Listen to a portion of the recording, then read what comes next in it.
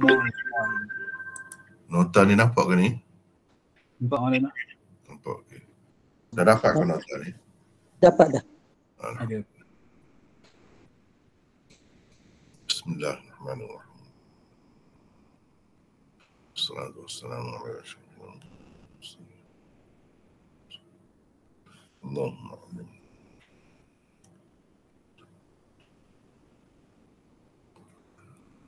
Kita masih lagi duduk bincang bab ke-61 ni. Hari tu berhenti setakat mana? Setakat mana ya? Saya tak berapa ingat hari tu berhenti dekat mana. Ini sudah dah kan? Sini kot. Selepas hadis tu kita bincang sini. Rasa situ juga rasa Maulana. Sini dah. Betul Maulana. Pada yang nota 733 tu. Hadis. Ya, 733. Hadis Habibah. Okey. Baik, terlebih dahulu kita bacalah sepintas lalu daripada awal bab supaya nampak apa yang kita bincangkan.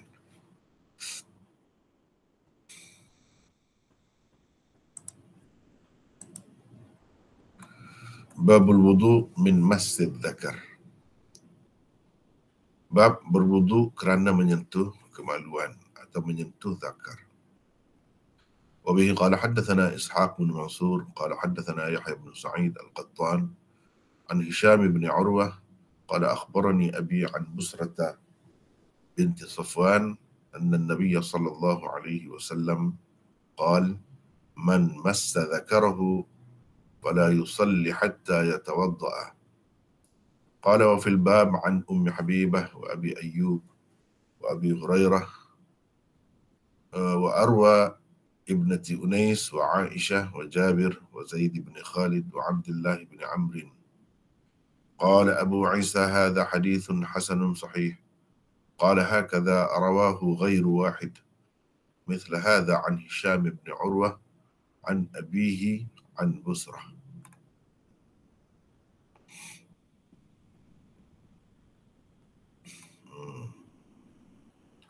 Ishaq bin Mansur meriwayatkan kepada kami, katanya Yahya bin Sa'id Al-Qattan meriwayatkan kepada kami daripada Hisham bin Urwah, katanya ayahku meriwayatkan kepadaku daripada Busrah binti Safwan bahawa Nabi SAW bersabda, sesiapa menyentuh zakarnya maka janganlah ia bersalat sebelum berwudu.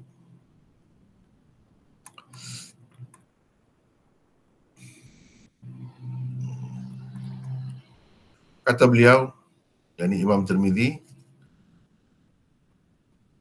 dalam bab ini ada juga riwayat daripada Ummu Habibah, Abu Ayyub, Abu Hurairah, Arwa binti Unais, Aisyah, Jabir, Zaid bin Khalid Al-Juhani dan Abdullah bin Amr.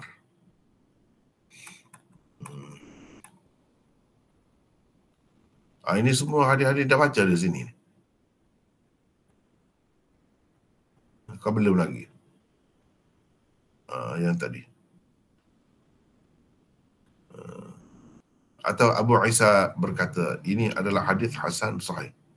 Di sini ke atas sebelum ni pun itu. Rasa nota 733 je. 733 ni. Okay. Rasa.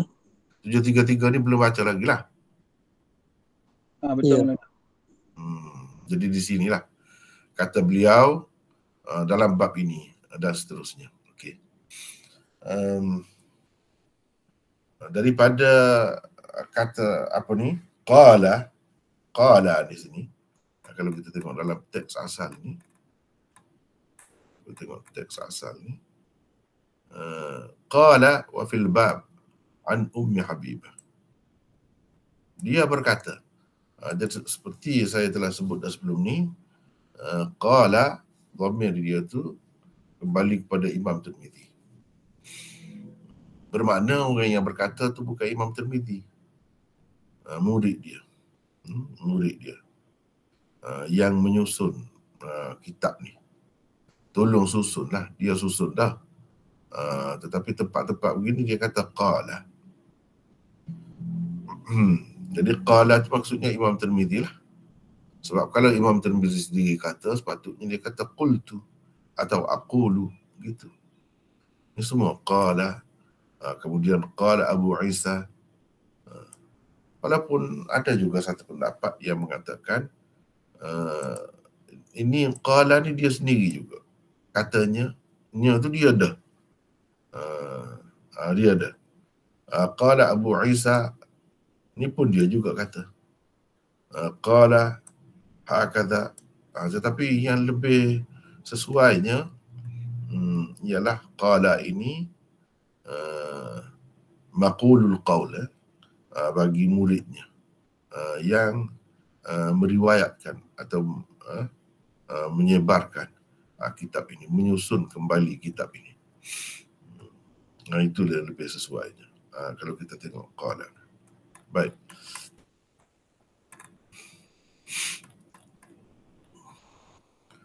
Kata beliau, yakni Imam Tirmizi, dalam bab ini ada juga riwayat daripada Ummu Habibah, Abu Ayyub, dan seterusnya kita dah baca tadi. Jadi ini orang panggil riwayat fil bab. Riwayat asas yang dikemukakan oleh Imam Tirmizi di sini ialah riwayat Busrah. Itu riwayat usulnya. Dipanggil riwayat usul ni. Ni daripada Busrah. Inilah tokoh utama dalam meriwayatkan hadis ini yang dipilih oleh Tirmizi sebagai riwayat usulnya. Adapun wa fil bab ini dipanggil riwayat fil bab. Imam Tirmizi isyarat sahaja kepada riwayat sahabat-sahabat yang lain selain daripada riwayat utamanya atau riwayat usulnya.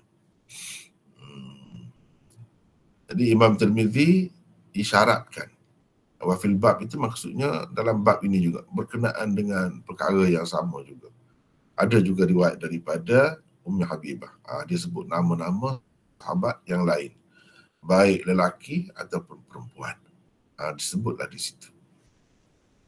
Itu namanya riwayat fil bab. Dan riwayat fil bab itu dia tidak sebut dengan lengkap. Cuma dengan isyarat begitu saja. Kita kena cari sendirilah. Kena cari sendiri. Jadi paling tidak kalau kita baca dalam syarah-syarah ni dia akan sebutlah riwayat Ummu Habibah ni duduk di mana, dalam kitab mana, apa kedudukannya pula. Itulah. Walau bagaimanapun semua riwayat mereka ini berkait dengan masalah menyentuh zakat atau kemaluan. Jadi kena berwudu, begitu. Ini riwayat fil bab. Cuma bila kita bincang, kita nak syarah, kena sebutlah riwayat Ummu Habibah itu yang mana, apa kedudukannya, dan kenapa Imam Tirmizi jadikan riwayat Busrah ini sebagai riwayat asasnya, riwayat utamanya. Maknanya disebutkan dengan sanad yang lengkap. Kenapa begitu? Itu benda semua tu dengan kita belajar, kita tahulah. Kita tahu. Tapi tidaklah semestinya riwayat usul itu kalau dalam Tirmizi merupakan riwayat yang terbaik dalam bab tu. Mungkin yang diisyaratkan wa fil bab itu ada antaranya yang lebih baik. Itu kaedah kalau kitab Sunan Tirmizi ni. Berbeza keadaannya dengan Sahih Muslim misalnya. Sebab kalau Sahih Muslim itu riwayat asasnya atau riwayat usulnya itu yang paling baik lah kira-kiranya. Yang paling baik. Maknanya riwayat yang disebut kemudian itu hanya sebagai mutaba'at atau sebagai syawahid sahaja. Yang mana mungkin kedudukannya tidak begitu kuat. Begitu kalau Muslim. Tapi kalau Tirmizi ni tak mesti. Yang disebut sebagai riwayat utama itu paling baik. Tak mesti. Tetapi selalu jugalah itu merupakan yang terbaik. Macam di sini. Yang terbaik ialah riwayat Busrah. Baiklah. Itu sebab Imam Tirmidzi kata ini adalah hadis hasan sahih. Baik, kita nak tengok di sini. Dalam bab ini ada juga riwayat daripada Ummu Habibah. Mana riwayat Ummu Habibah? Baik, kita tengok 733. Hadis Ummu Habibah diriwayatkan oleh Ibnu Majah, Ibnu Abi Syaibah, Abu Ya'la, At-Tabarani di dalam Al-Mu'jamul Kabir dan At-Tahawi di dalam Ma'anil Athar. Lafaznya ialah teksnya begini. Jadi riwayat Ummu Habibah ni kalau kita nak tengok dalam kitab-kitab hadis yang ada sekarang ini, boleh kita lihat di dalam Sunan Ibnu Majah. Jadi kalau saya tak sebut tu kitab apa, maksudnya kitab dia yang masyhur lah. Ibnu Abi Syaibah yang masyhurnya musannaf dia tu. Abu Ya'la musnad dia. Tabarani ni ada beberapa kitab dia. Jadi disebutlah di dalam Al-Mu'jamul Kabir. Tahawi ada beberapa kitab dia yang utama. Kalau dalam bab hadis ni Ma'anil Athar, Syarah Ma'anil Athar dan Mushkilul Athar, itu yang utama. Itu sebab perlu disebutkan. Tahawi ini sebut di mana? Di dalam Ma'anil Athar. Lafaznya ialah Sami'tu Rasulullah sallallahu alaihi wasallam yaqul man massa farjahu falyatawadda. Aku mendengar Rasulullah sallallahu alaihi wasallam bersabda, sesiapa menyentuh farajnya, dia hendaklah berwudu. Jadi Ummu Habibah ni, Ummu Habibah mana? Isteri Nabi sallallahu alaihi wasallam lah. Itulah. Ummu Habibah anak kepada Abu Sufyan. Gitulah. Kemudian kalau kita perhatikan, man massa farjahu. Farjahu. Faraj ini kalau bahasa Melayu daripada bahasa Arab juga faraj. Itu makna kemaluan wanita. Qubul. Wanita. Tapi kalau dalam bahasa Arab ni tak mesti. Tak mesti. Farjahu. Cuba tengok ni. Farjahu. Hu ni maknanya lelaki. Bukan man massa farjaha. Hu di makna man ni makna lelaki. Jadi untuk kemaluan lelaki pun diguna juga farj. Jadi farj itu lafaz umum. Digunakan untuk lelaki dan juga wanita. Kemaluan lelaki dan juga kemaluan wanita. Yang ni bahagian depan dia tu. Qubul. Kemaluan depan itu. Iaitu kalau lelaki zakar, kalau perempuan ni faraj lah kita panggil. Tetapi di sini dia luas. Falyatawadda. Jadi boleh lelaki pun boleh di sini. Wanita pun boleh. Walaupun lafaz ini lebih menunjukkan lelaki. Sebab satunya farjahu. Bukan ha. Falyatawadda. Bukan faltatawadda. Kalau wanita faltatawadda. Maknanya lafaz ini boleh dikatakan dua bukti menunjukkan man ini lelaki. Tetapi kalau kita pakai man ini sebagai wanita, boleh juga. Sebab man ini mausul mushtarak. Boleh digunakan untuk lelaki dan perempuan. Cuma kenapa farjahu tidak farjaha? Kenapa tidak faltatawadda tapi falyatawadda? Itu nak jaga lafaz man. Man itu lebih kepada muzakkar dari segi lafaz dia. Walaupun dari segi makna dia boleh. Luas itu. Lelaki pun boleh, perempuan pun boleh. Baiklah. Hadis Ummu Habibah ini bagaimanapun dikatakan berilat oleh Bukhari dan lain-lain. Kerana sanadnya terputus. Sanadnya terputus.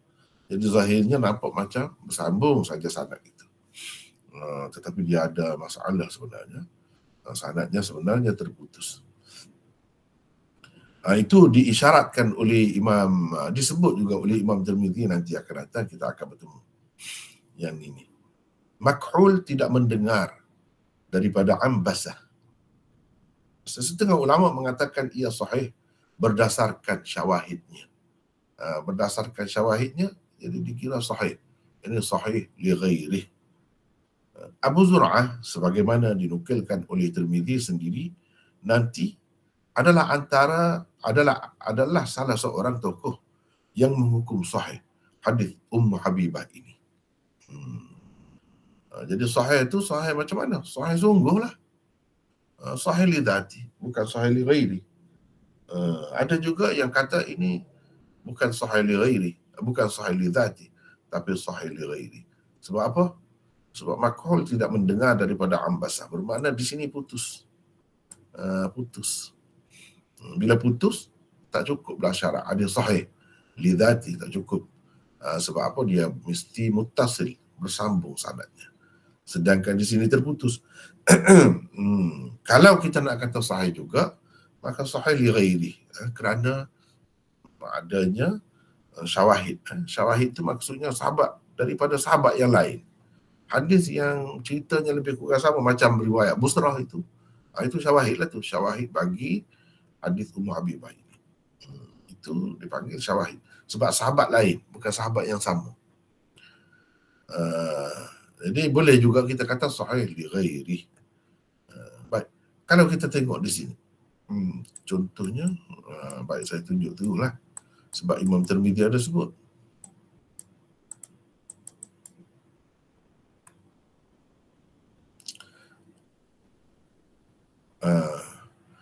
Wa qala Abu Zur'ah hadis Ummi Habibah fi hadzal bab sahih. Ni Imam Tirmidzi sendiri nukil. Abu Zur'ah kata hadis Ummu Habibah dalam bab ini sahih, iaitu hadis Al-Ala bin Al-Harith daripada Makhul, daripada Ambasah bin Abi Sufyan, daripada Ummi Habibah. Jadi dia kata ini okey sanad hadis ini. Muhammad berkata, sedangkan Imam Bukhari berkata Makhul tak ada dengar hadis daripada Ambasah bin Abi Sufyan.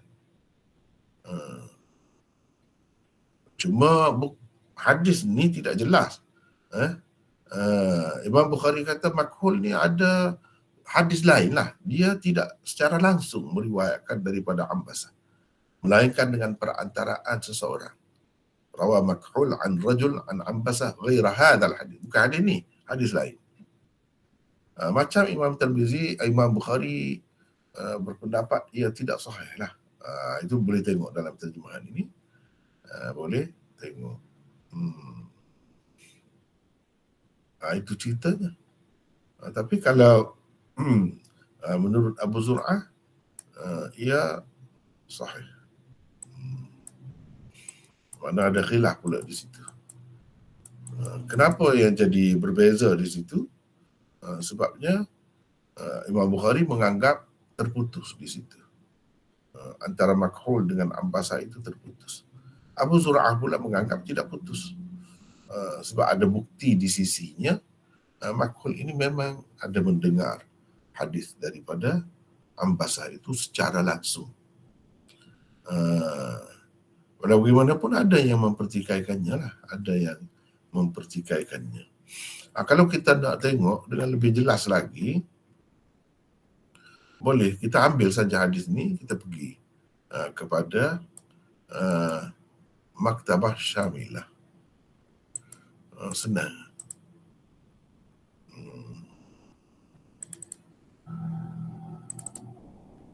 Maktabah Syamilah.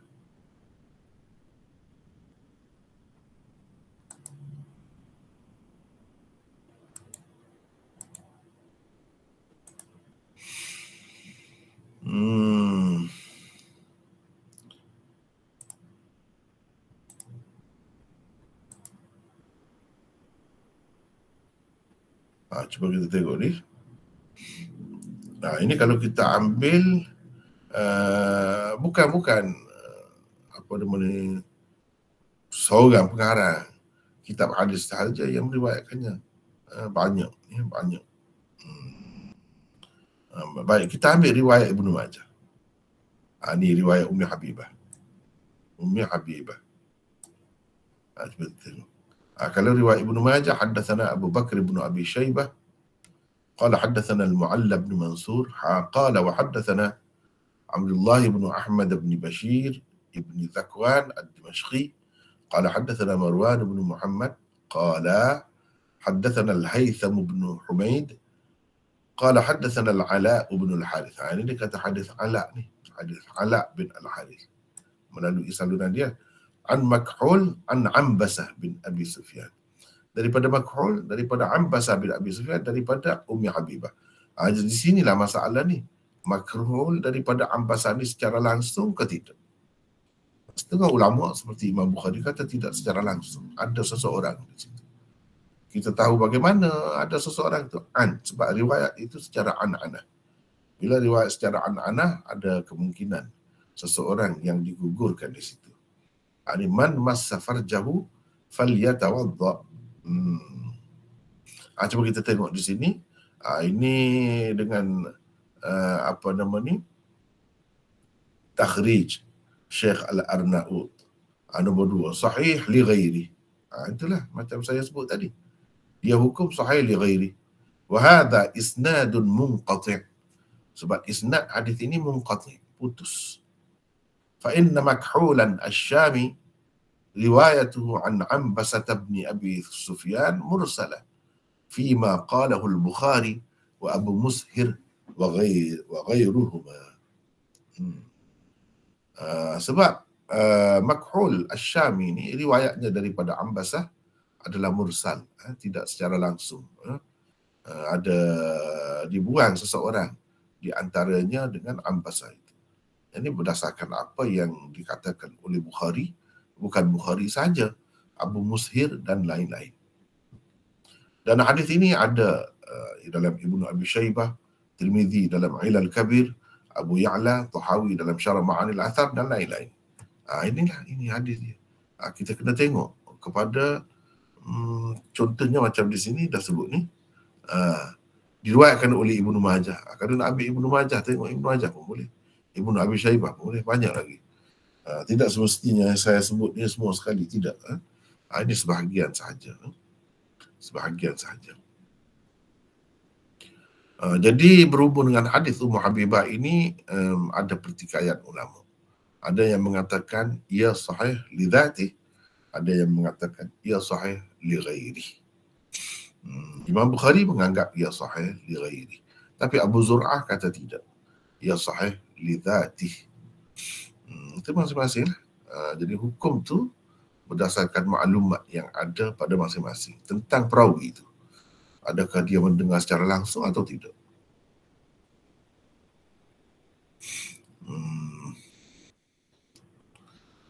Dan Abu Zur'ah kata itu yang terbaik dalam bab ni. Imam Bukhari kata hadis Busrah itu yang terbaik. Jadi di situ ada khilaf pula. Walaupun Imam Bukhari kata terbaik, tapi dalam kitab Sahih Bukhari dia tak ada. Tak ada juga. Hadis Busrah itu pun. Hadis Ummu Habibah ni lagilah. Tak ada. Dalam Muslim pun tak ada juga. Tak ada juga. Baik. Abu Ayyub, selain daripada Ummu Habibah, Abu Ayyub, Imam Tirmizi dia sebut ringkas begitu ya. Jadi kita nak tahu hadis Abu Ayyub di mana, itu kena tengok syarah. Kadang-kadang syarah pun tidak memadai. Jadi kita kena tengok kitab lain lagi lah. Kitab yang bincang secara khusus tentang riwayat-riwayat fil bab di dalam Sunan Tirmizi. Abu Ayyub 734. Hadis Abu Ayyub diriwayatkan oleh Ibnu Majah di dalam sunannya, At-Tabarani di dalam Mu'jam Kabirnya, dan Ibnu Syahin di dalam An-Nasikhnya, melalui saluran riwayat Ishaq bin Abi Farwah daripada Az-Zuhri, daripada Abdullah bin Abd Al-Qari, daripada Abi Ayyub. Kata beliau, aku mendengar Rasulullah sallallahu alaihi wasallam bersabda, "Man massa farjahu falyatawadda." Lebih kurang tadi. Tapi hadis ini, hadis Abu Ayyub ini dhaif kerana di dalam isnadnya ada perawi bernama Ishaq bin Abi Farwah. Dia seorang perawi matruk. Perawi matruk ni perawi yang teruk lah. Jadi hadisnya bukan sekadar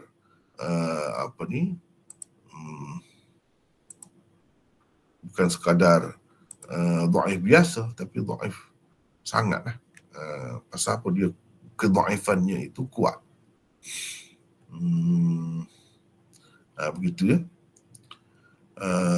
Jadi kita tak nak kata hadis ini kuat atau tidak kuat, tak boleh tengok kepada sahabat tu orang hebat ke, kedudukannya tinggi ke, sahabat ini apa dia termasuk dalam as-sabiqun al-awwalun. Orang tak tengok situ, orang tengok kepada sanad di bawah dia. Sebab nama sahabat itu boleh saja digunakan oleh sesiapa pun, pendusta sekalipun menggunakan nama sahabat. Jadi itu tak ada jaminan lagi dengan menyebutkan nama sahabat yang banyak, maka hadis itu jadi sahih, belum tentu lagi. Kena tengok dulu.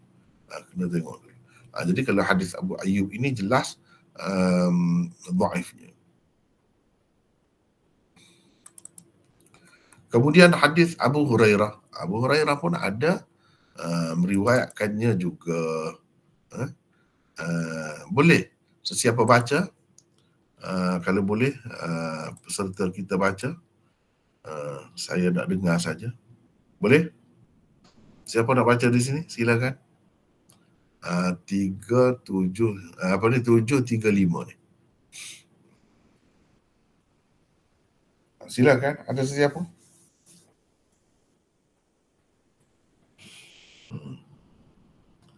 Silakan. Saya cuba, Maulana. Siapa ni? Ramli. Ramli daripada mana ya? Daripada Port Dickson. Port Dickson ya. Silakan.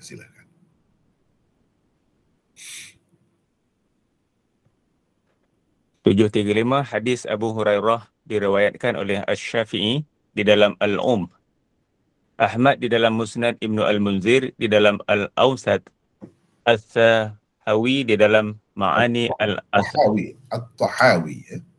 At-Tahawi di dalam Ma'ani Al-Athar, Al-Hakim di dalam Al-Mustadrak dan Al-Baihaqi di dalam Sunan Kubranya melalui saluran riwayat Abdurrahman bin Al-Qasim daripada Yazid bin Abdul Malik Al-Hashimi, daripada Sa'id bin Abi Sa'id Al-Maqburi, daripada Abi Hurairah, kata beliau, Rasulullah sallallahu alaihi wasallam bersabda, "Iza afdha ahadukum biyadihi ila farjihi wa laysa bainahuma sitrun wala hibabun falyatawadda." Wala hijab falyatawadda. Bermaksud, apabila seseorang daripada kamu menyentuh farajnya, kemaluannya, dengan tangannya tanpa berlapik dan hijab, maka hendaklah ia berwudu.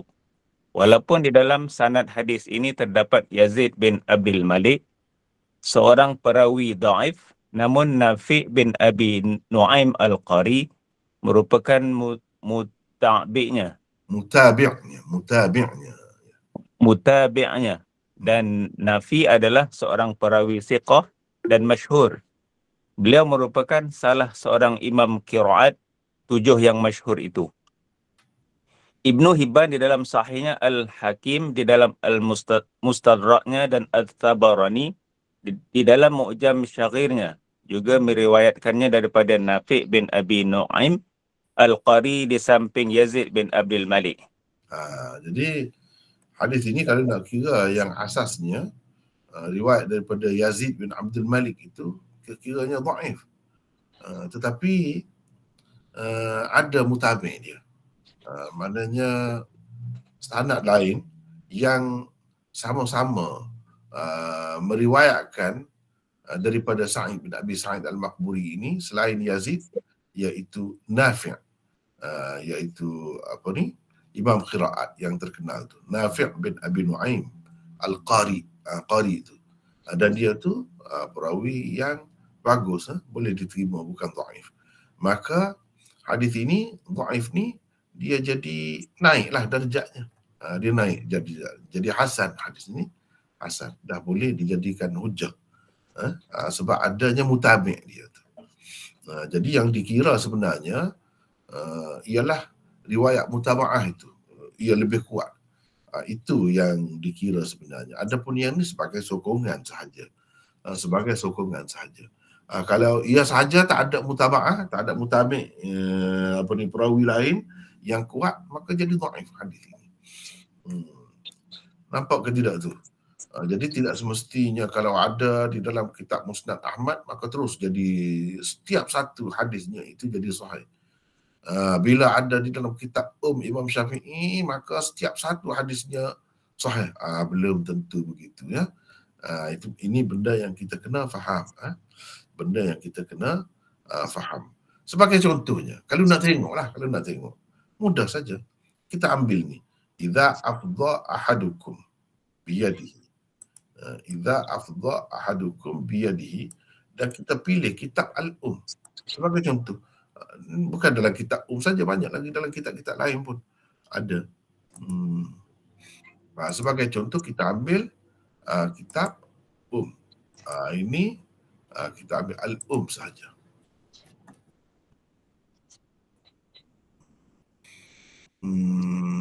Kitab Al-Um.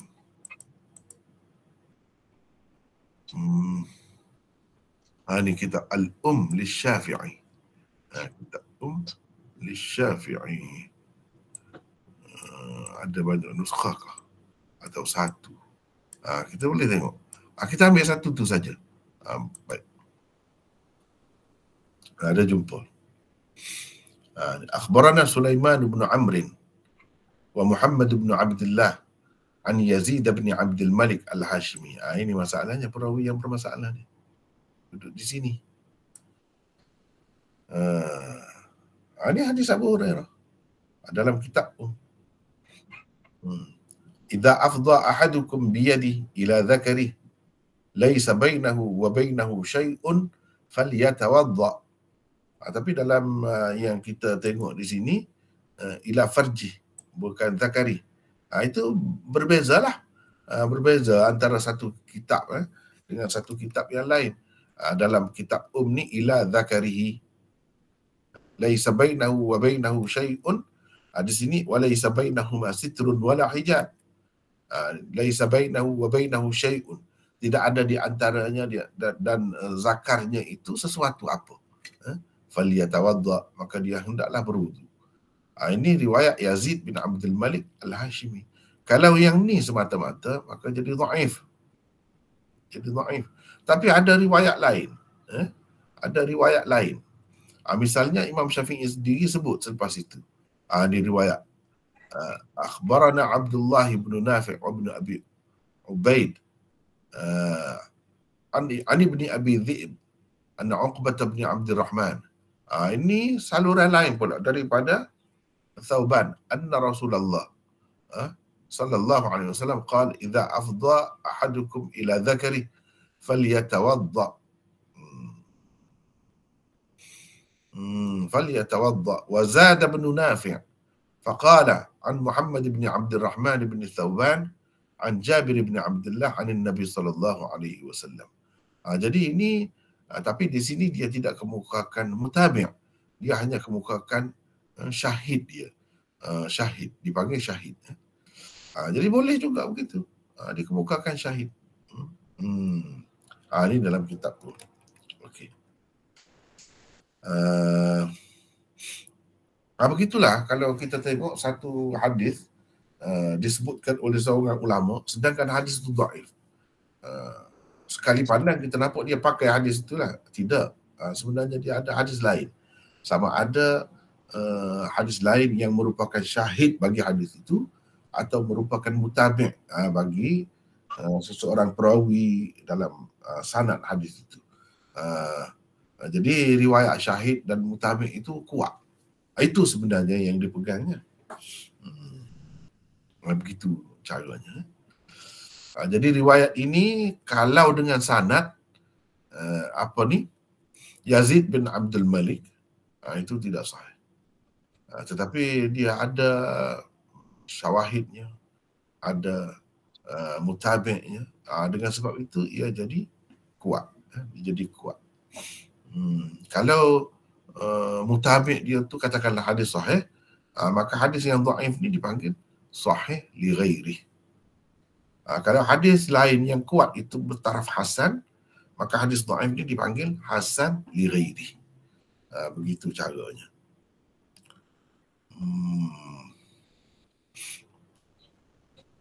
Jadi riwayat Nafi' ini tidak ada di dalam tadi itu.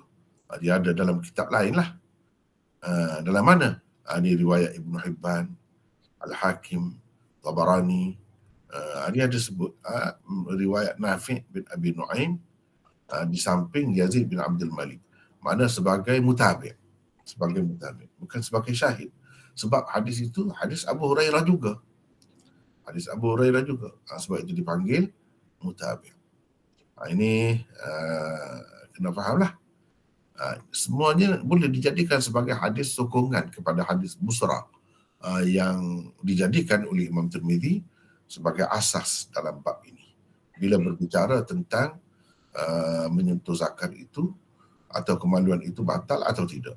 Itu asasnya. Yang lain-lain boleh kita jadikan sebagai riwayat sokongan. Kalau kurang sikit pun, lemah sikit pun, tak jadi masalah sebab sebagai sokongan. Dan banyak ni bukan satu saja. Ini Abu Hurairah. Baik. Kalau kita tengok lagi, Arwa binti Unais. Ini sahabiyah. Sahabiyah. Sahabat wanita Nabi. Dia juga meriwayatkan perkara yang lebih kurang sama. Sila Ramli tadi, sila teruskan baca. 736. Hadis Arwa bin Unais diriwayatkan oleh Abu Nu'aim di dalam Al-Ma'rifah melalui saluran riwayat Hisham bin Ziyad daripada Hisham bin Urwah daripada ayahnya daripada Arwa, katanya Rasulullah sallallahu alaihi wasallam bersabda, "Man massa farjahu falyatawadda." Bermaksud sesiapa menyentuh farasnya dia hendaklah berwuduk. Hadis ini dhaif. Hisham bin Ziyad Abdul Miqdam bersendirian dalam meriwayatkannya sedangkan ia seorang perawi matruk. Ini kalau riwayat Arwa ni dhaif. Ini ada diriwayatkan di dalam oleh Abu Nu'aim di dalam Al-Ma'rifah. Al-Ma'rifah ni ini cara kita kena fahamlah. Alif lam di sini, alif lam iwad ni. Al-Ma'rifah. Alif lam iwad kepada mudhafun ilaihinya yang mahdhuf. Kepada mudhafun ilaihinya yang mahdhuf. Jadi asalnya saya tulis di sini ya. Saya tulis di sini. Rawahu Abu Nu'aim fil Ma'rifah. Saya tulis.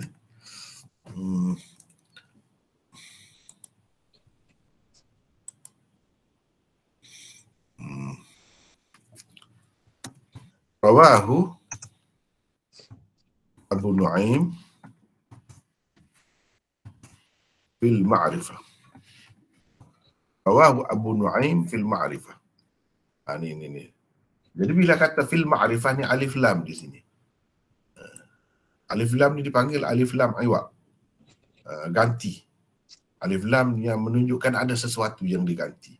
Dan yang diganti itu ialah mudhafun ilaih. Jadi asalnya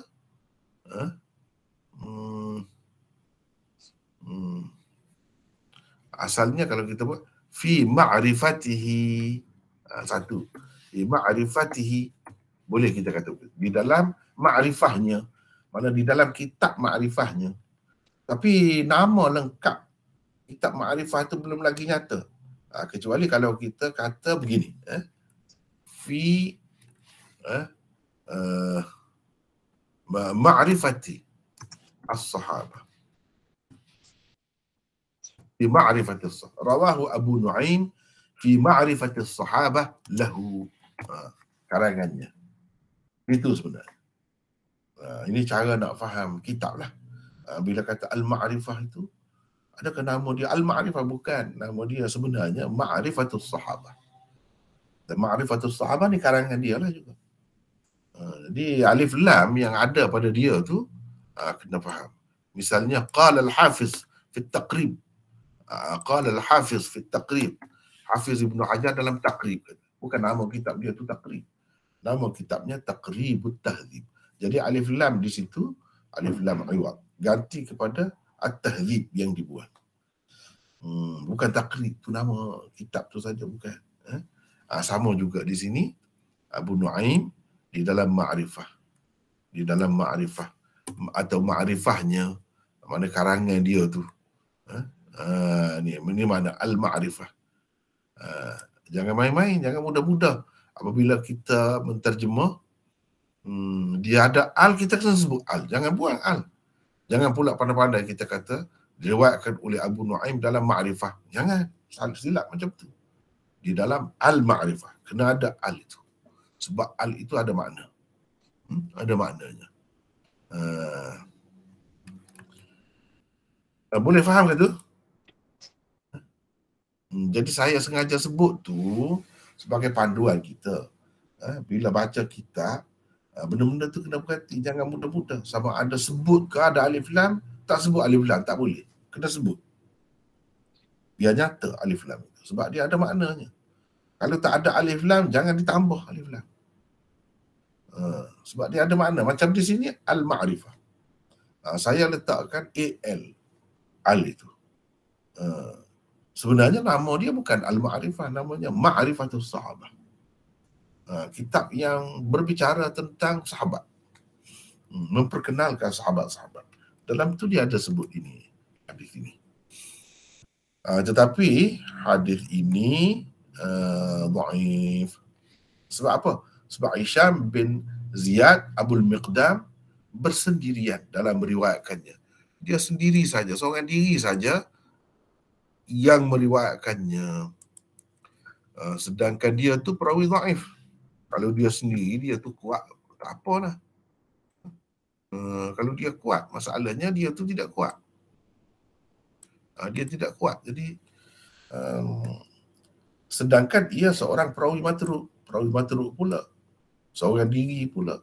Kenapa seorang diri? Hadis ni tak ada seorang yang tahu kalau hadis tu sahih. Dia ramai. Semua pakat belajar, semua pakat tahu. Begitu.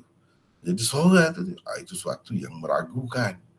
Itu cara memahami hadis kan? Gitu. Jadi bersendirian dalam meriwayatkan sesuatu hadis itu mempermasalah juga. Kalau perawi itu bermasalah. Kalau perawi itu tidak bermasalah, tak apa. Boleh. Boleh jadi sahih pun. Walaupun bersendirian. Tetapi Imam Tirmizi kadang-kadang yang sahih macam tu disebut gharib. Gharib juga. Gharib itu bukan bermakna dhaif. Gharib itu menunjukkan seorang perawi bersendirian dalam riwayatkannya. Tak kira lah perawi itu perawi sahih ke, perawi dhaif ke, tak kira. Jadi kalau perawi sahih, gharib itu boleh jadi sahih. Boleh jadi sahih juga. Itu perlu kita lihat dalam Ilal Tirmizi yang kita telah lepas dah. Habis dah. Ilal Tirmizi. Dalam tu Imam Tirmizi ada sebut. Kadang-kadang gharib yang dia guna itu bukan bermakna dhaif. Ia boleh jadi sahih juga. Gharib itu dari sudut tafarrud perawi, dari sudut itu. Kemudian hadis Aisyah. Ramli tadi, saudara kita Ramli, sila teruskan hadis Aisyah. Ini semua yang saya sebut kan, yang kita kemukakan di sini. Kalau sahabat-sahabat kita hadirin dan hadirat guna Syamilah ni kan boleh cari semua. Habis saja disebut Abu Nuaim dalam Ma'rifahnya, Ma'rifatul Sahabat, cari adalah. Tulis sini saja, saya akan berjumpa lah. Begitu maksudnya. Jadi saya tidak perlulah setiap hadis tu tengok masuk dalam Syamilah, tak perlu. Tapi begitulah caranya. Kalau kita nak kepastian lagi, boleh cari sendiri. Dan tengok memang dalam sanad tu ada perawi berkenaan. Perawi berkenaan. Hisham bin Ziyad Abul Miqdam. Teruskan Ramli tadi, teruskan. Ya benar, 3737. Hadis Aisyah diriwayatkan oleh Ishaq bin Rahawai di dalam musnadnya, At-Tahawi di dalam Ma'ani al-Athar dan Ad-Daruqutni di dalam sunannya daripada saluran Ibrahim bin Ismail bin Abi Habibah daripada Ammar bin Shuraih daripada Az-Zuhri daripada Urwah daripada Aisyah daripada Rasulullah sallallahu alaihi wasallam baginda bersabda, man masa farjahu falyatawadda, bermaksud sesiapa menyentuh farasnya dia hendaklah berwuduk. Hadis ini dhaif. Di dalam sanadnya ada Ibrahim bin Ismail bin Abi Habibah. Dia seorang perawi dhaif, gurunya juga sama sepertinya. Jadi gurunya juga sama sepertinya. Mana dhaif jugalah. Bila berturut-turut perawi dhaif, dia jadi dhaif kuatlah tu. Jadi antara yang menyebabkan sesuatu hadis tu jadi dhaif teruk, dhaif jiddan, ialah perawinya berturut-turut, bukan satu orang saja yang dhaifnya, tetapi berturut-turut. Ataupun perawi itu teruk sangat, walaupun seorang yang dhaif dalam sanad tapi dia teruk sangat, dia tu perawi matruk misalnya, dia jadi dhaif sangat. Kalau perawi itu perawi kadzab, dia tidak jadi dhaif sangat, dia jadi maudhu' pula. Begitu caranya. Gurunya juga sama sepertinya. Jadi ini boleh kita lihat di dalam kitab-kitab ni lah. Kalau nak tengok sanad dia tu, tengok kitab ni. Cari saja dalam Maktabah Syamilah, akan bertemu dengan mudah. Maktabah Syamilah ni satu maktabah yang sangat mesra pengguna. Mudah saja kita nak cari. Pilih saja sama ada kitab Ishaq bin Rahawai ke, Musnad dia ke, ataupun Daraqutni ke, Sunan Daraqutni, satu saja pilih. Sudah kita dapat dah. Kalau pilih semua ni, lagi baik. Kadang-kadang kita tengok tu ada lagi banyak lagi dalam kitab-kitab lain. Tetapi sanadnya sama. Pasti ada ni Ibrahim bin Ismail bin Abi Habibah. Ni seorang yang bermasalahnya. Dan Ammar bin Shuraih. Ni gurunya. Gurunya pun sama. Baiklah. Teruskan lagi Ramli 738. 738 hadis Jabir diriwayatkan oleh Ibnu Majah, At-Tahawi dan Ibnu At-Tahawi dan Ibnu Abil Bar daripada saluran riwayat Ibnu Abi Zib daripada Uqbah bin Abdurrahman daripada Muhammad bin Abdurrahman bin Sauban daripada Jabir bin Abdillah, katanya Rasulullah sallallahu alaihi wasallam bersabda, "Iza mas ahadukum teruskan zakarahu fa alaihi al-wudu." Bermaksud apabila seseorang daripada kamu menyentuh zakarnya, maka dia kena berwuduk. Hadis Jabir ini dhaif kerana di dalam sanadnya ada Uqbah bin Abdurrahman, dia perawi majhul. Majhul itu mana perawi yang tidak diketahui latar belakangnya. Tak boleh juga, tak tahu latar belakang pun. Yang tak tahu tu kita tu memanglah tak tahu. Ulama-ulama rijal hadis tu pun tak tahu. Jadi kalau mereka tak tahu, tak boleh lah. Ni siapa ni? Kalau nak masuk dalam majlis khusus pun orang kena kenal. Satu-satu yang tak kenal tu tidak dibenarkan masuk. Begitulah juga dalam hadis ni pun, dalam sanad ni. Jadi ini pun dhaif juga.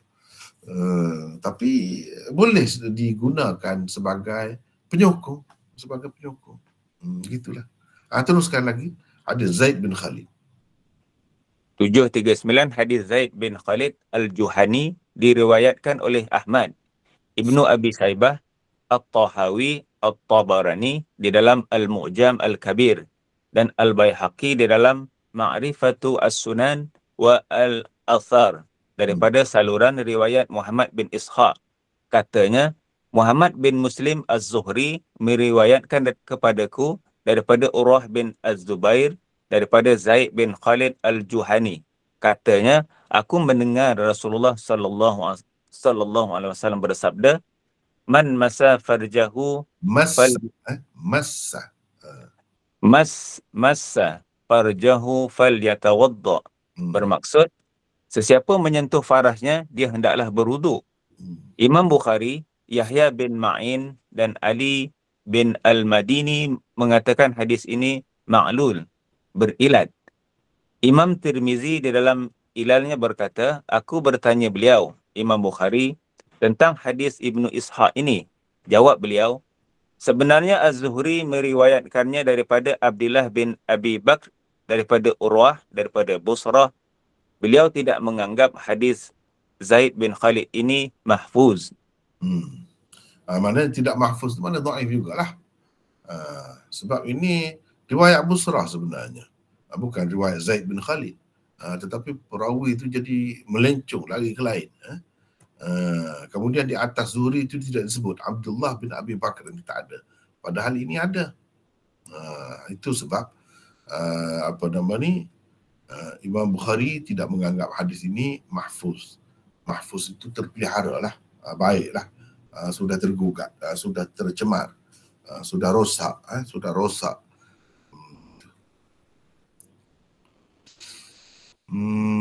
Itu hadis Zaid bin Khalid. Seterusnya 740 tu teruskan. 740, hadis Abdullah bin Amr diriwayatkan oleh Ahmad, Baihaqi, Ad-Daruqutni, Ibnu Al-Jarud dan At-Tahawi daripada saluran riwayat Baqiyah bin Al-Walid. Katanya, Az-Zubaydi meriwayatkan kepadaku, katanya Amr bin Shu'aib meriwayatkan kepadaku daripada ayahnya, daripada datuknya. Katanya Rasulullah sallallahu alaihi wasallam bersabda, ayyuma rajulin massa farjahu falyatawadda wa ayyuma imra'atin massat farjaha faltatawadda.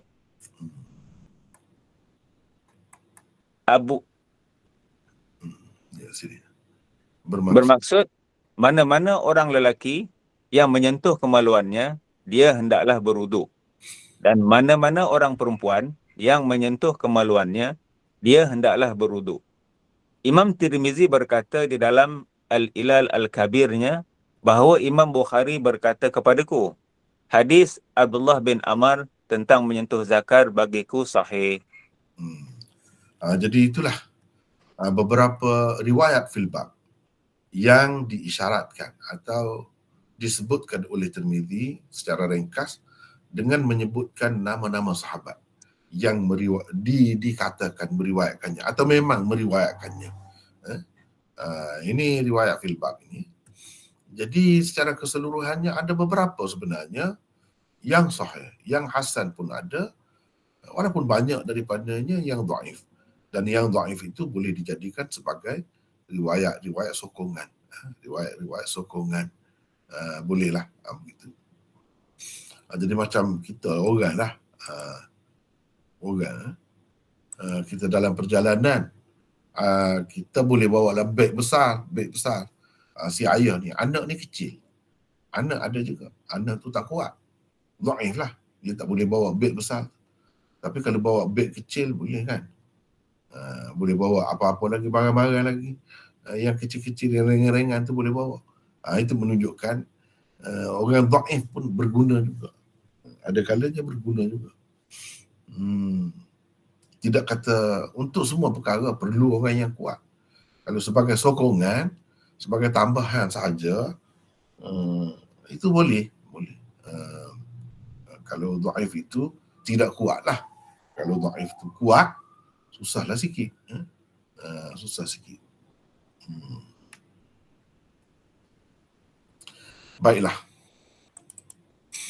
Kemudian Abu Isa berkata, ini kita balik pula kepada kitab Imam Tirmizi, Sunan Tirmizi. Abu Isa berkata, ini adalah hadis hasan sahih.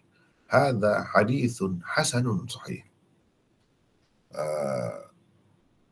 Ini sekali lagi ya, saya nak mengingatkan kepada peserta sekalian cara menterjemah itu. Sebab kadang-kadang saya tengok terjemah tu ambil mafhum. Boleh ambil mafhum, tetapi kalau yang tepatnya macam mana? Cuba kita tengok ni. Ini adalah hadis hasan sahih. Adalah terjemahan kepada hadza hadithun hasanun sahih. Kalau seseorang itu kata hadis ini hasan sahih, boleh ke tidak? Boleh. Maksudnya sama saja. Tetapi ia tidak tepat untuk menterjemahkan hadza hadithun hasanun sahih. Yang tepatnya begini. Ini adalah hadis hasan sahih. Kalau tak mahu berbuat adalah pun boleh. Ini hadis hasan sahih, boleh. Kalau nak kata hadis ini hasan sahih, tak betul.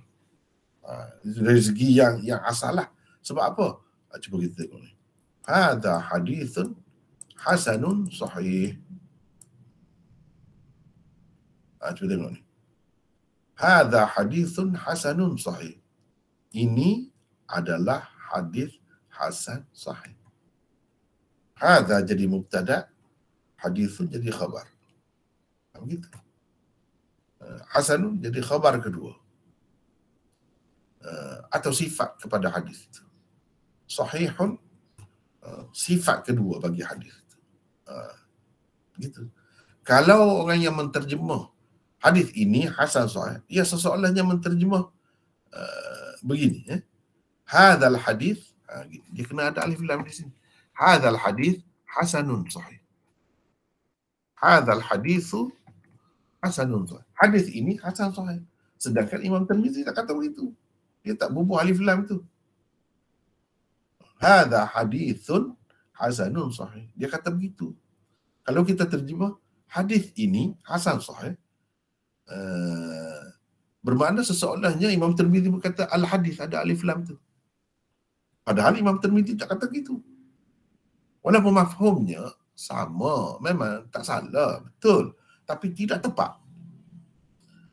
Sebab Imam Tirmizi tak kata alif lam tu. Sebab di sini kalau dari segi i'rabnya, hadza mubtada. Al-hadis jadi badal kepada hadza, bukan jadi khabar. Jadi badal kepada hadza. Hasanun ni baru jadi khabar kepada hadza. Itu bezanya. Dari segi i'rab pun lain. Jadi itu sebab kita kena berhati-hatilah. Berhati-hati. Ini adalah hadis hasan sahih. Atau kalau nak buang adalah boleh, boleh lagi. Ini hadis hasan sahih, boleh. Tapi nak kata hadis ini hasan sahih, tidak tepat. Sebab apa Imam Tirmizi tak kata al-hadis. Dan kalau ada alif lam, barisnya kena satu, al-hadisu. Bila tak ada alif lam, barisnya kena dua, hadisun. Hadza hadisun hasanun sahih. Nampak ke tidak tu? Benda kena berhati tu. Kalau nak halusi lah. Kalau nak belajar secara halusi, apa namanya, setiap perkataan dia. Dan sebenarnya pengajian secara talaqi itu antara kelebihannya inilah, benda-benda beginilah. Yang kadang-kadang kalau kita belajar di universiti itu tak ada benda ni. Dia tidak detail satu-satu, tidak. Dia bakal ambil satu bab, satu tajuk, satu topik, begitu. Dan kadang-kadang kitab tu sendiri tidak dipelajari. Cuma dibuat kajian, dibuat tesis atas satu-satu perkara, satu topik. Adalah beberapa hadis itu, di situ antara kelemahannya. Dan ada sudut kebaikannya pun ada. Sudut kebaikannya pun ada. Bukan kata tak baik dari semua sudut, tidak. Sebab dia mengajar kita, membimbing kita, menganalisa.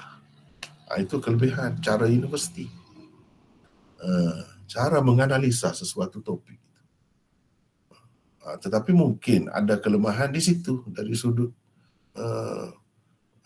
kajian terhadap setiap perkataan yang digunakan. Sebab kalau kita nak faham begitu, ambil masa. Memanglah ambil masa. Kalau kita gabungkan kedua-dua tu lagi bagus. Sebenarnya barulah lengkap, barulah sempurna sebenarnya.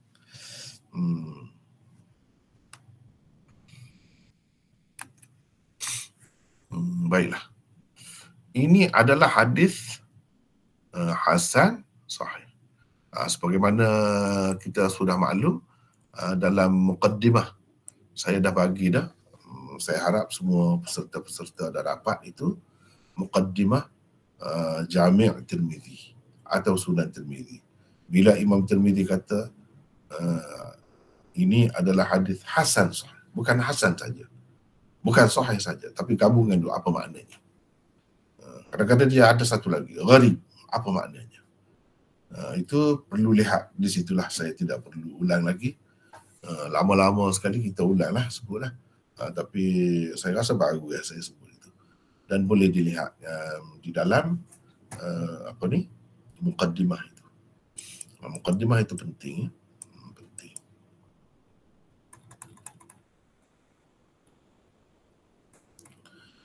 Ini adalah hadis hasan sahih 741. Ia diriwayatkan juga oleh Malik, Syafi'i, Ahmad, Abu Dawud, Nasa'i, Ad-Darimi, Ibnu Abi Shaybah,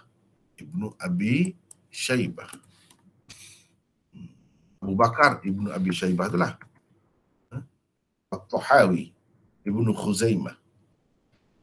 Ibnu Khuzaimah di dalam sahihnya, Ibnul Jarud di dalam kitabnya Al-Muntaqa, dan lain-lain.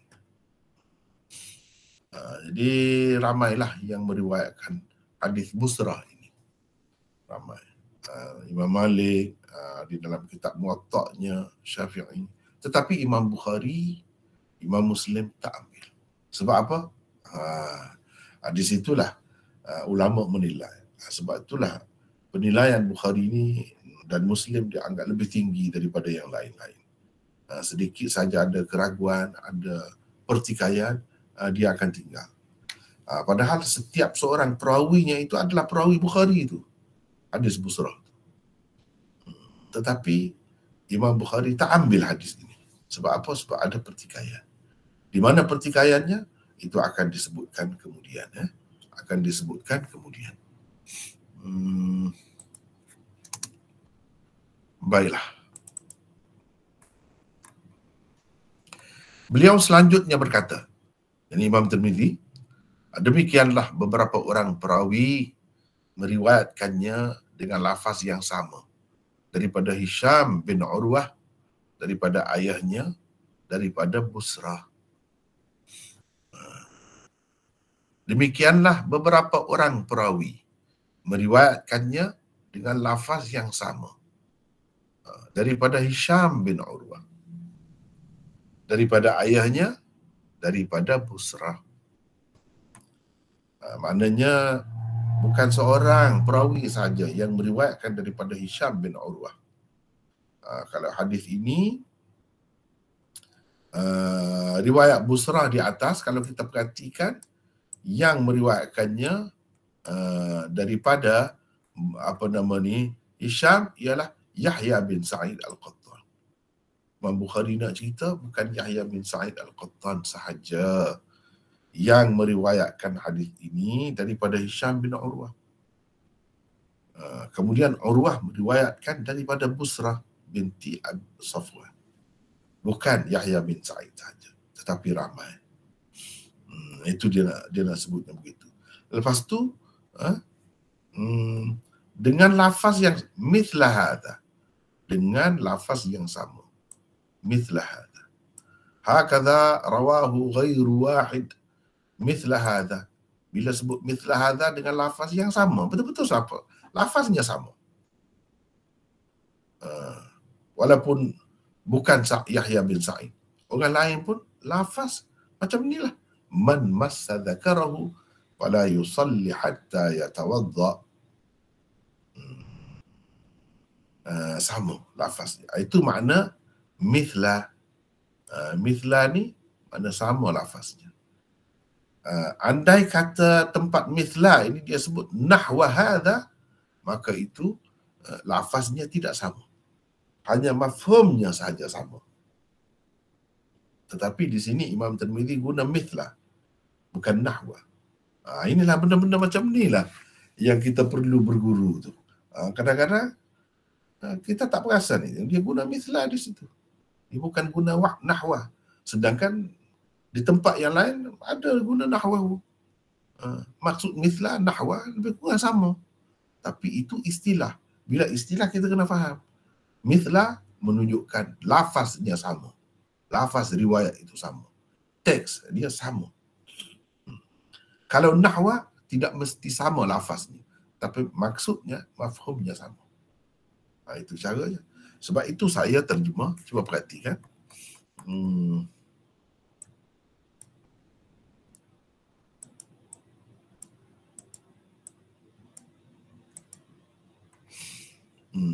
Dengan lafaz yang sama. Demikianlah beberapa orang perawi meriwayatkannya dengan lafaz yang sama. Mithla hadha. Itu terjemahan kepada mithla hadha. Saya tak terjemah kata seperti ini, bukan begitu. Nahwa hadha pun seperti ini juga. Dengan lafaz yang sama. Itu baru tepat. Daripada Hisham bin Urwah, daripada ayahnya, daripada Busrah. Mana Urwah terus meriwayatkan daripada Busrah. Bukan ada perantaraan Marwan. Bukan ada perantaraan Marwan. Ini bukan seorang yang meriwayatkan begitu daripada Hisham, tapi ramai. Baik, 742. 742. Kadang-kadang saya terasa, adakah peserta-peserta kita ni akan kata, ustaz kita ni, maulana kita ni bincang ni apa benda ni? Apa faedahnya? Aku belajar. Kadang-kadang rasa, tak padan kau dengan aku ni. Mungkin begitu. Mungkin begitu. Tapi saya nak tanya terus teranglah. Keterangan saya, penjelasan saya, ulasan saya begini ni, adakah suka peserta-peserta atau tidak? Sila jawab. Saya suka, Ustaz. Suka. Saya suka. Lebih terperinci, Saya suka, Ustaz. Alhamdulillah. Terutamanya kalau yang ada asas kan. Ya, Ustaz. Lagi menarik lah bincangan begini. Tapi kalau kosong, mungkin dia akan terasa begitulah. Katakanlah kita ni kosong, peserta kita ni yang mengikuti kelas kita ni ada yang kosong, tak tahu apa. Kena sabarlah dulu, kena sabar. Beberapa ketika, beberapa bulan, kalau kita ikut cara macam ni, kita akan terasa kemanisannya. Kita akan berasa itu kelainannya. Kena sabarlah dahulu. Nak dapat kelebihan itu kena sabarlah. Tapi kalau yang sudah ada asas tu, saya percaya memang dia akan teruja lah, akan terasa suatu benda baru, banyak perkara. Dan itu barulah kita dapat sesuatu yang baru. Ni duk belajar benda yang sama saja. Sampai tua. Daripada muda. Hadis 40 itu juga. Biar ada peningkatan lah. Itu maksudnya. Jadi itulah nasihat saya kepada peserta-peserta kita yang baru atau yang tidak ada asas, kena sabar. Jangan terus cabut. Tak mahu dah. Jangan begitu. Kita akan rugi banyak perkara. Tempat-tempat yang kita rasa suka tu biarlah. Biarkan. Yang eloknya, yang saya naknya, cuba perhati. Cuba teliti. Kita akan dapat sesuatu yang baru, insya-Allah. Jangan mudah jemu. Sebab kita nak belajar ni secara mendalam ni. Bukan nasihat-nasihat begitu saja. Kalau nasihat-nasihat tak perlu dah bincang benda-benda ni. Tak perlu dah. Ini nak bincang kitab. Nama belajar kitab. Kalau nak nasihat tak payah kitab. Ambil satu hadis, upas itu. Ini nak bincang kitab. Bila kata nak bincang kitab, barulah kita nampak kehebatan pengarang dia tu. Kenapa orang sanjung sangat dia? Kenapa? Barulah kita tahu. Dan barulah kita nampak, orang yang hebat sangat Imam Tirmizi ni. Setiap perkataan yang diguna tu ada maksud dia. Barulah kita nampak. Tadi dia tidak kata hadzal hadis hasan sahih. Tak ada alif lam.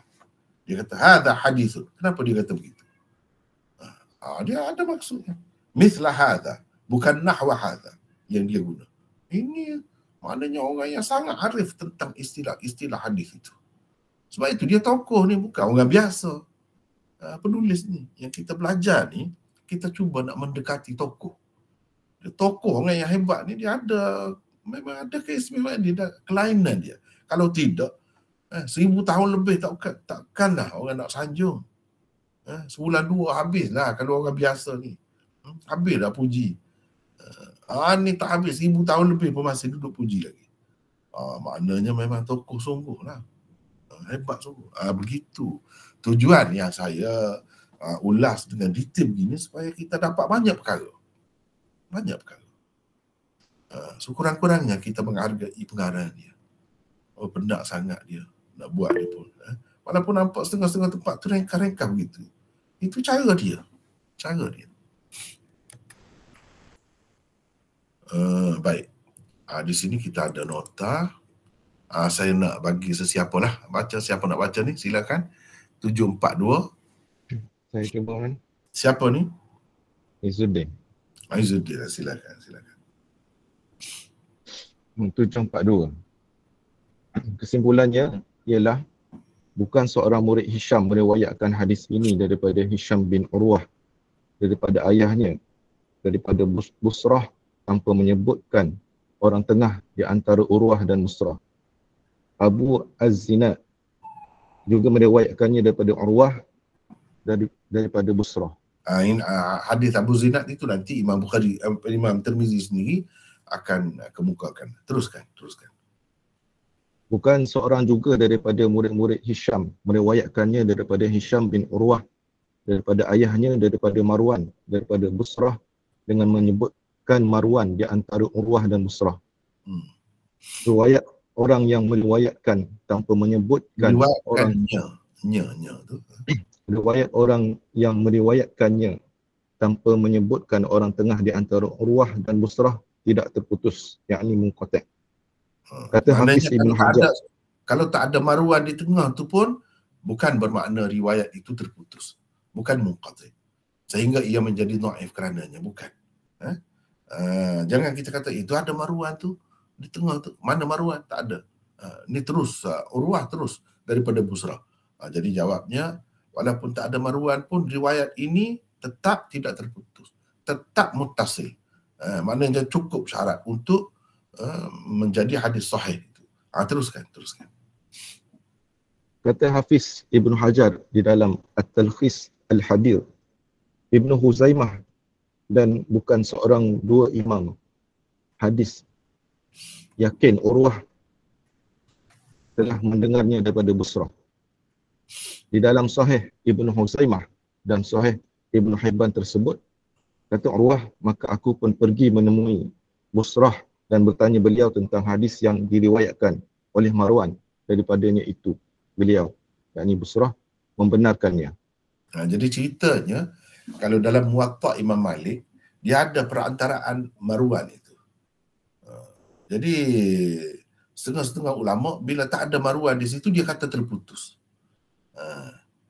Padahal berdasarkan riwayat Sahih Ibnu Khuzaimah, Ibnu Hibban dalam kitab mereka kata Urwah ni mula-mula dia berasa tidak begitu yakin lah bila Marwan cerita kepada dia bahawa menyentuh kemaluan itu membatalkan wudu. Sebab dia dulu tidak percaya begitu, tidak anggap begitu. Jadi bila Marwan kata dia dengar daripada Busrah meriwayatkan begitu. Jadi kemudian Urwah, sebab ia sezaman, semua mereka ni sezaman. Urwah pergi bertemu dengan Busrah sendiri dan tanya, betulkah kamu ada meriwayatkan begini kepada Marwan? Busrah kata ya, betul.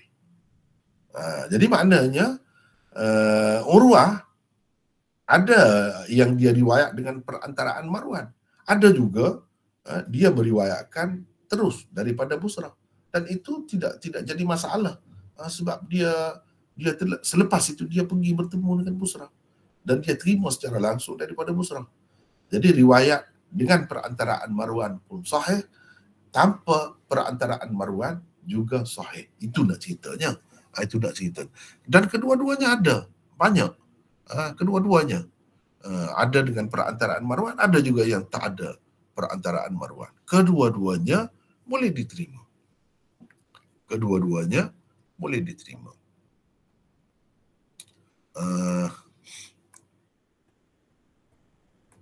Okey. Lepas tu Abu Usamah dan beberapa orang perawi lain lah pula meriwayatkan mafhum hadis ini. Bila kata mafhum hadis ini, cuba kita tengok ni. Hadzal hadis nahwahu, cuba tengok nahwahu. Daripada situlah saya ambil maksud mafhum tu. Lafaz dia tidak sama. Abu Usama dan beberapa orang perawi lain pula meriwayatkan mafhum hadis ini daripada Hisham bin Urwah, daripada ayahnya, daripada Marwan. Cuba tengok ni. Abu Usama dan bukan seorang lah, ramai lagi. Meriwayatkan daripada Hisham, dalam saluran riwayat mereka ada Marwan. Di antara Urwah, Abihi ni Urwah, dan Busrah ada Marwan. Marwan ni siapa? Khalifah itulah, Marwan bin Al-Hakam.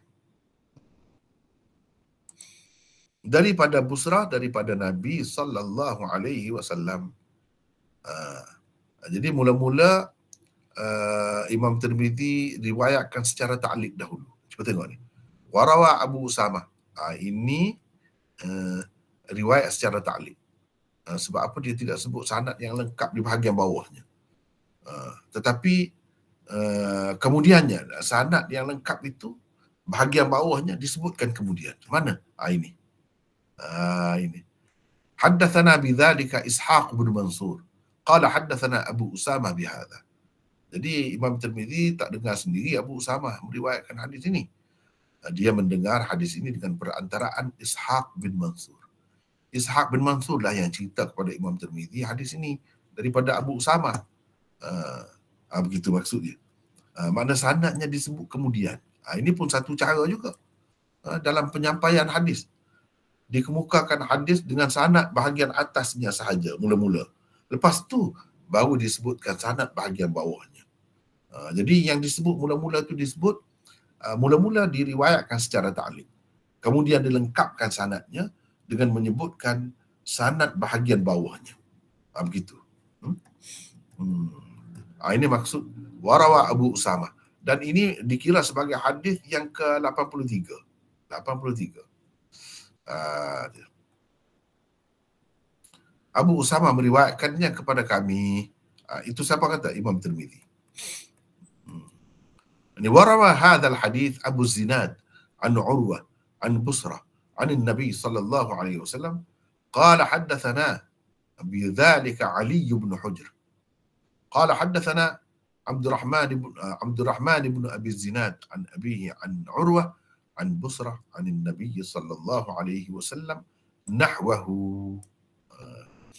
Di sini pula Abu Zinad, itu yang saya sebut tadi, Imam Tirmizi sendiri sebut ini.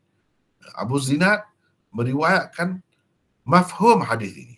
Saya bubuh dalam bracket ini, dalam kurungan ini mafhum. Sebab apa dia sebut nahwahu? Nahwahu di belakang. Nahwahu makna mafhumnya, bukan lafaz. Lafaznya tak sama. Tak sama dengan riwayat Busrah yang dikemukakan oleh Yahya bin Sa'id Al-Qattan tadi. Tak sama. Abu Zinad meriwayatkan mafhum hadis ini daripada Urwah, daripada Busrah, daripada Nabi SAW. Jadi sedangkan Imam Tirmizi tidak mengambil secara langsung daripada Abu Zinad ini.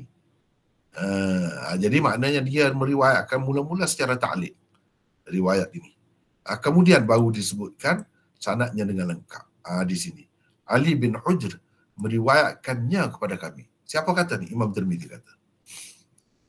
Lepas tu dia kata Abdurrahman bin Abi Zinad. Maknanya ada orang tengah, ada satu orang yang dibuang mula-mulanya oleh Tirmizi apabila mengemukakan riwayat itu. Bin Abi Zinad meriwayatkan kepada kami daripada ayahnya Abu Zinad, daripada Urwah, daripada Busrah, daripada Nabi SAW. Jadi berdasarkan riwayat mereka ini, antara Urwah dan Busrah itu tidak ada orang tengah, tidak ada Marwan. Ini pun sahih, yang tadi pun sahih, kedua-duanya sahih.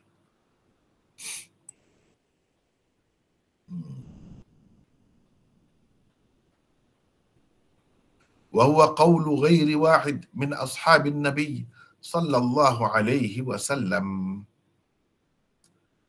والتابعين وبه يقول الأوزاعي والشافعي وأحمد وإسحاق. قال محمد وأصح شيء في هذا الباب حديث بصرة. وقال أبو زرعة حديث أم حبيبة في هذا الباب صحيح، وهو حديث العلاء بن الحارث عن مكحول عن عنبسة بن أبي سفيان عن أم حبيبة. وقال محمد لم يسمع مكحول من عنبسة بن أبي سفيان، وروى مكحول عن رجل عن عنبسة غير هذا الحديث وكأنه لم يرى هذا الحديث صحيحا.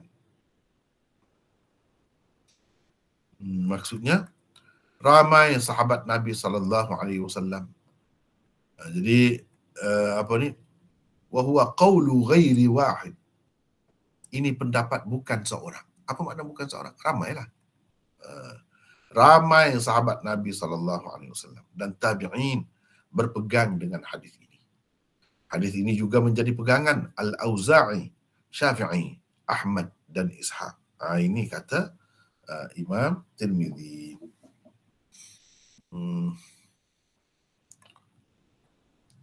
Muhammad, yakni Imam Bukhari berkata, hadis yang paling sahih dalam bab ini adalah hadis Busrah.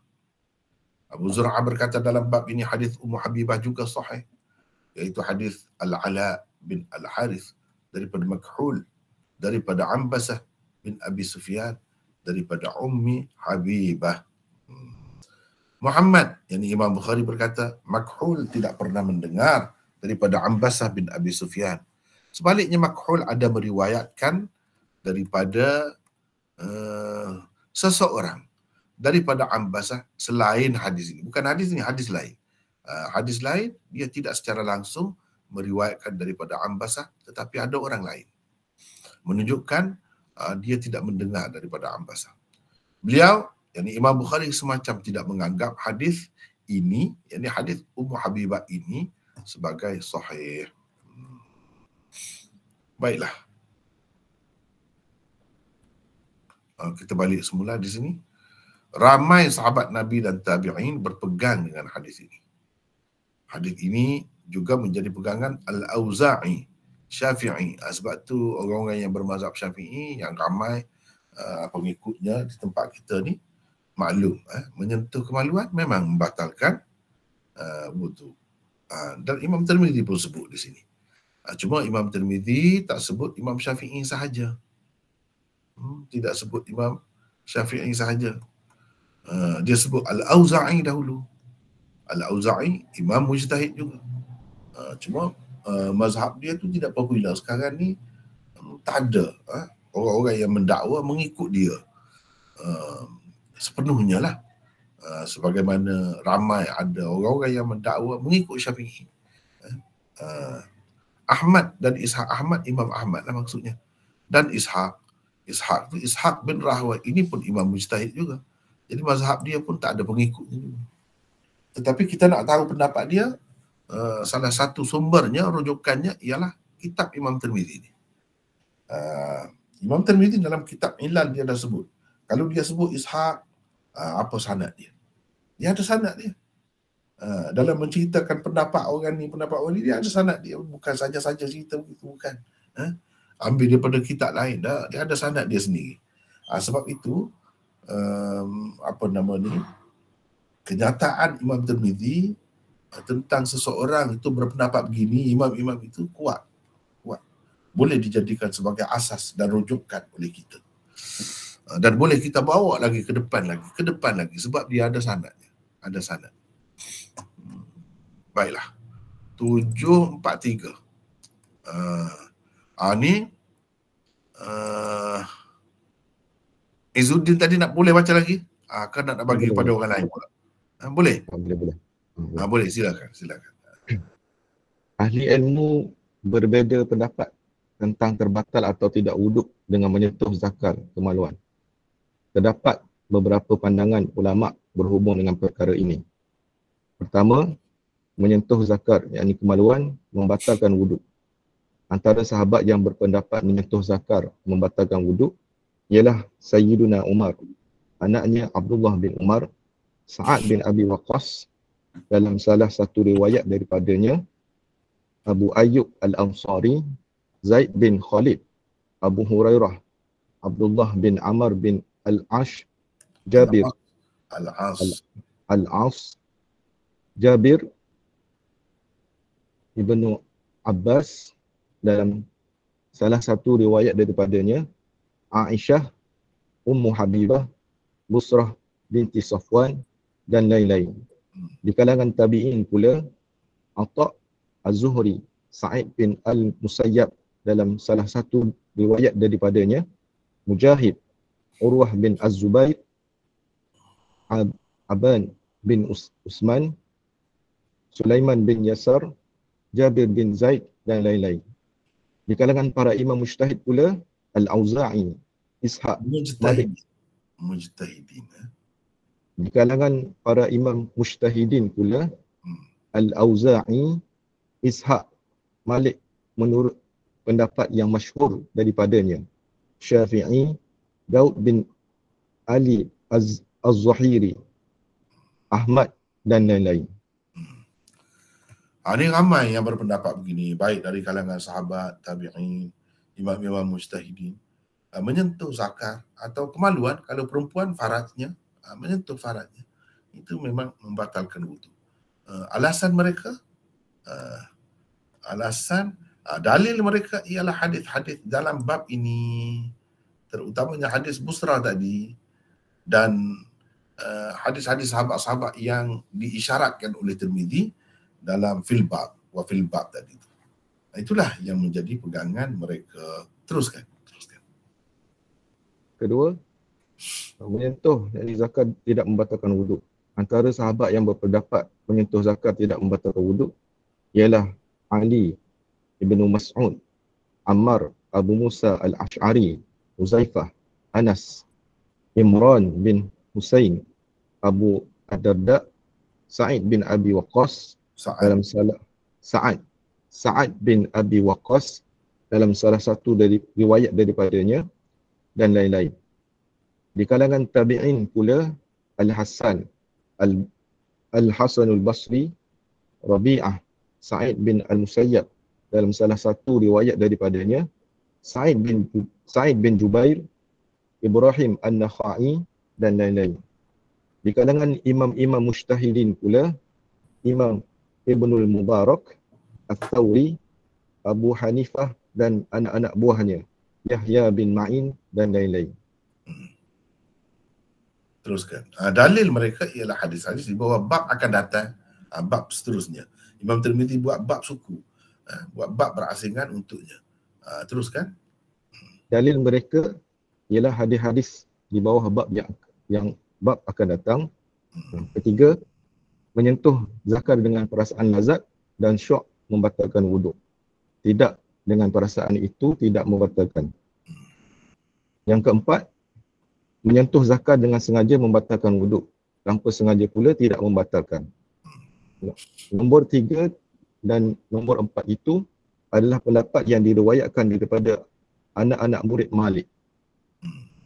Yang kelima, sunat atau istihbab sahaja berwuduk kerana menyentuh zakar, tidak wajib. Menurut Ibnu Abdul Bar, inilah pendapat Malik yang masyhur di kalangan pengikut-pengikut di negara-negara sebelah barat seperti Morocco dan Andalusia, Spanyol. Sesetengah ulama Hanafiyah juga berpendapat begini. Antara mereka pengarang kitab Ad-Durrul Al-Mukhtar, Alauddin Al-Haskafi dan Maulana Zafar Ahmad Al-Usmani, pengarang kitab I'lalus Sunan.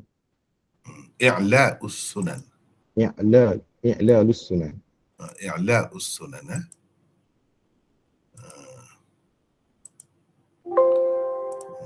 Di dalam kitabnya I'lalus Sunan. Jadi mereka kata ini sunat, paling tinggi sunat atau istihbab, elok sahaja. Termasuk dalam elok tu kalau kita nak sebut, ada juga disebut di dalam kitab-kitab, mereka kata ini dari segi untuk suci saja, untuk kebersihan saja, menjaga kebersihan saja, supaya orang tidak berasa jijik ke misalnya, bila kita buat kerja, buat makanan dan sebagainya, basuh. Bukan sunat, bukan istihbab pun, hanya elok dari sudut kebersihan itu. Jadi masuk dalam istihbab sajalah. Begitupun ada juga ulama yang berpendapat begitu.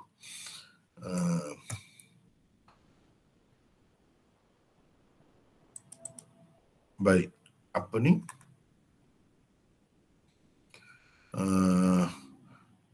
Seterusnya Imam Bukhari. Imam Bukhari berkata hadis yang paling sahih dalam bab ini adalah hadis Busrah.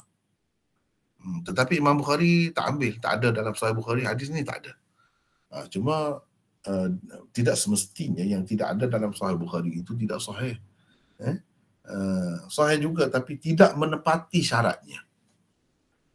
Tinggi dah juga tapi tidak, di situ kita nampak penilaian Imam Bukhari terhadap suatu hadis ni memang tinggi. Yang orang lain kata, Imam Malik, Imam Syafi'i, orang lain kata dah sahih dah, dia kata tak mahu lagi untuk Sahih Bukhari dia, tapi dia tetap terima juga kata sahih. Inilah yang paling sahih kalau ada berhubung dengan perkara ni.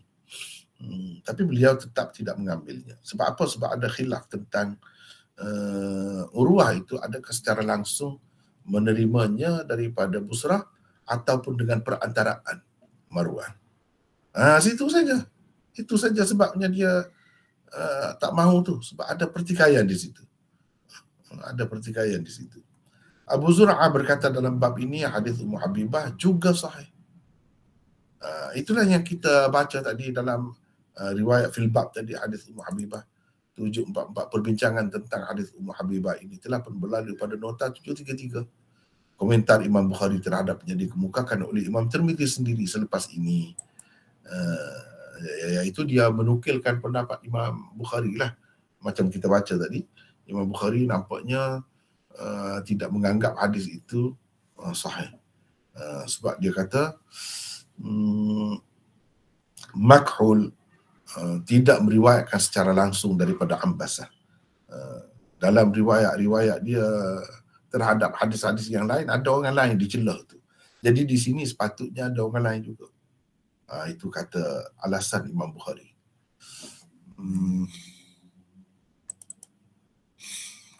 Imam Bukhari berkata Makhul tidak pernah mendengar daripada Abi Sufyan. Sebaliknya Makhul meriwayatkan dengan perantaraan orang lain. Hadis lain lah, bukan hadis ni. Hadis ni tersebut begini saja. Tidak jelas.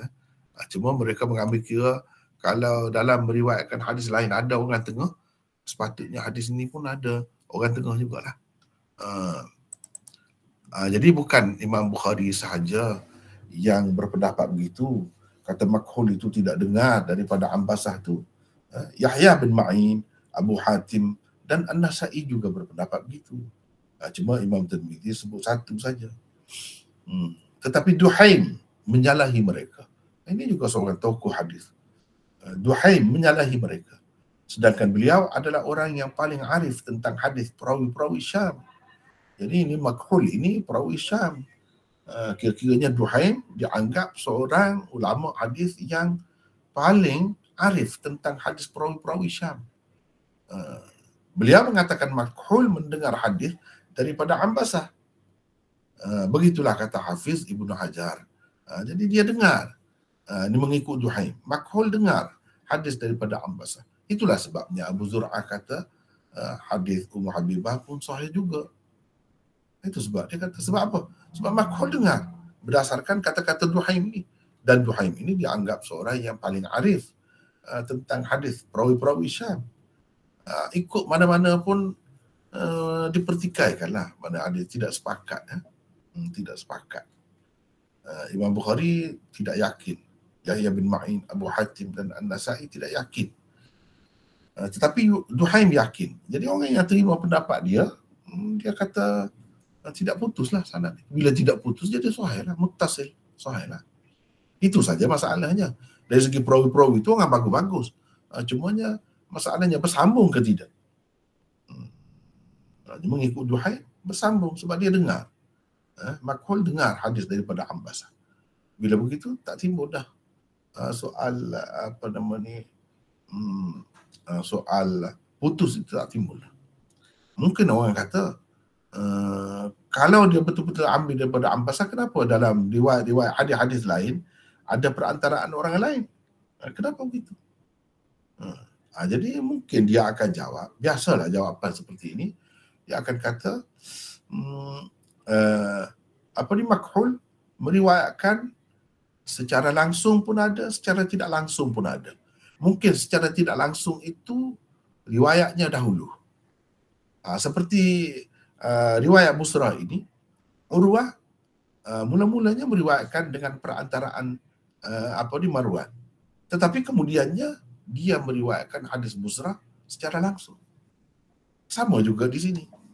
Makhul. Jadi itu salah satu penyelesaian yang diberikan oleh ulama hadis. Begitulah. Gitu. Boleh lah? Boleh faham ke semua tu? Hari ini kita bincang banyak dari segi teknikal. Dari segi sanad-sanad, dari segi kedudukan riwayat. Maknanya orang yang pakai kata batal, wudu dengan sebab sentuh itu alasannya kuat. Juga hadis ada. Memanglah dalam Quran itu tidak ada, tetapi dalam hadis ada. Cumanya kenapa pula ada pertikaian? Kenapa perlu Imam Tirmizi buat bab selepas ini? Tak perlu berwudu kerana menyentuh zakar pula. Dan kenapa begitu ramai pula yang mengatakan tak batal wudu? Itu kita akan bincangkan kemudian lah, insya-Allah. Hari ini saya rasa cukuplah sekadar itu. Nanti kita akan bincangkan bab satu lagi. Kenapa mereka tidak bersetuju dengan orang-orang yang sebelum ni? Kata menyentuh zakar itu atau faraj itu membatalkan wudu. Bahkan mereka kata tak batal. Bukan seorang dua. Sahabat pun ramai juga. Kenapa pula? Apa alasan mereka? Adalah alasannya. Itu insya-Allah kita akan bincangkan kemudian. Jadi untuk hari ini setakat itulah dahulu. Wallahu a'lam. Kita rehat sekejap ya. Rehat sekejap. Lepas tu akan sambung pula dengan kuliah Sahih Bukhari jilid 2. Wallahu a'lam. Assalamualaikum. Waalaikumsalam. Waalaikumsalam warahmatullahi wabarakatuh. Jazakallahu khairan.